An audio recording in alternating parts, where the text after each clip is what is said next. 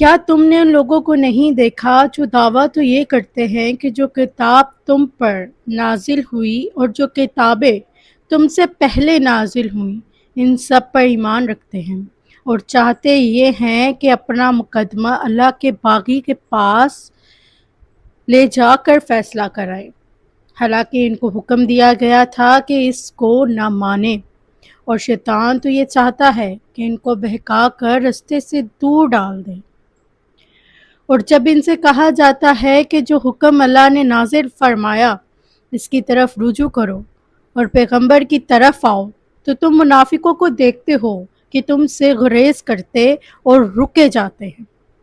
پھر کیسی ندامت کی بات ہے کہ جب ان کے اعمال کی شامت سے ان پر کوئی مصیبت واقع ہوتی ہے تو تمہارے پاس بھاگے آتے ہیں اور قسمیں کھاتے ہیں کہ واللہ ہمارا مقصود تو بھلائی اور مصالحت تھا۔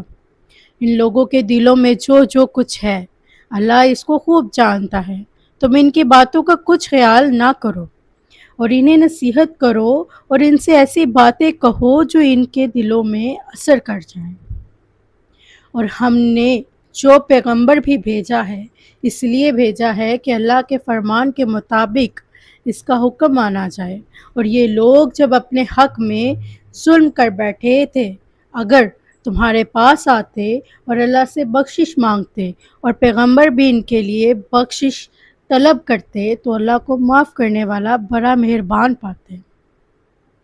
بس تمہارے پروردگار کی قسم، یہ لوگ جب تک اپنے تنازعات میں تمہیں منصف نہ بنائیں اور جو فیصلہ تم کر دو اس سے اپنے دل میں تنگ بھی نہ ہوں بلکہ اس کو خوشی سے مان لیں، تب تک مومن نہیں ہوں گے۔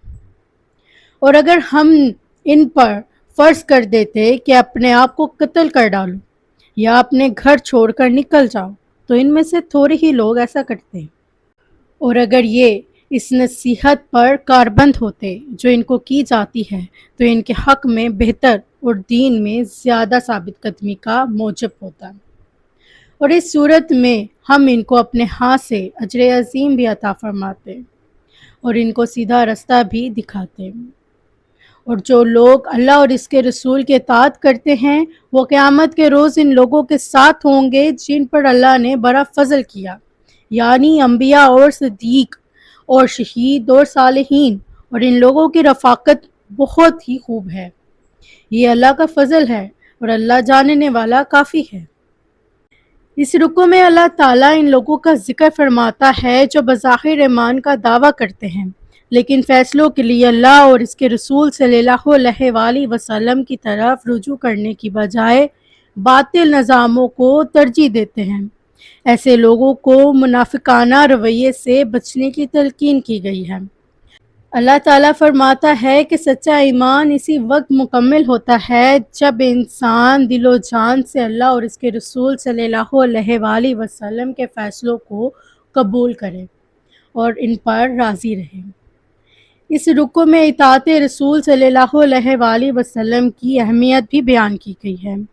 جو شخص رسول صلی اللہ علیہ وآلہ وسلم کی اطاعت کرتا ہے در حقیقت وہ اللہ تعالیٰ کی اطاعت کرتا ہے۔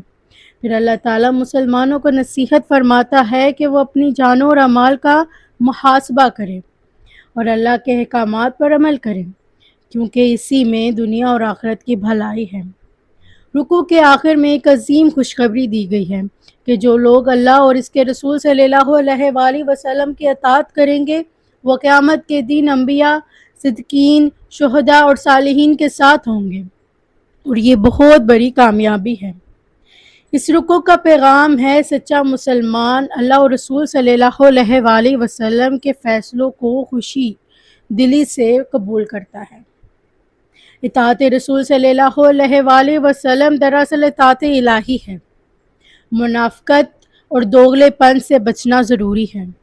قرآن و سنت کو زندگی کا معیار بنانا چاہیے، اور اللہ اور رسول صلی اللہ علیہ وآلہ وسلم کی اطاعت انسان کو نیک لوگوں کے میت عطا کرتی ہے۔ معزز سامعین، آج کے رکوع میں ہم نے اطاعت الہی، اطاعت رسول صلی اللہ علیہ وآلہ وسلم اور سچے ایمان کی اہمیت کے بارے میں جانا۔ اللہ تعالی ہمیں اپنے احکامات پر عمل کرنے اور رسول اللہ صلی اللہ علیہ وآلہ وسلم کی سنتوں کو اپنی زندگی کا حصہ بنانے کی توفیق عطا فرمائے۔ اگر آپ کو یہ ویڈیو پسند آئی ہو تو اسے لائک کریں، شیئر کریں اور کمنٹ کریں۔ ملتے ہیں انشاءاللہ اگلی ویڈیو میں سورۃ النساء کے اگلے رکوع کے ساتھ۔ تب تک کے لیے اللہ حافظ۔